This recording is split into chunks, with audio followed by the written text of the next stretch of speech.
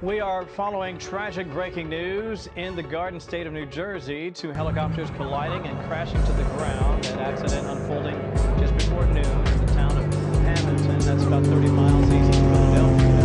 Police and first responders racing to the scene to put out the flames. But sadly, at least one person was killed. Another person was rushed to the hospital with life-threatening injuries.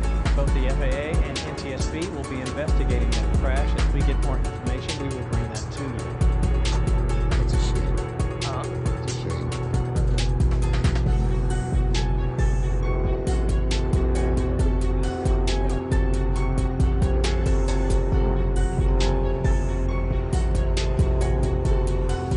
He must have been coming over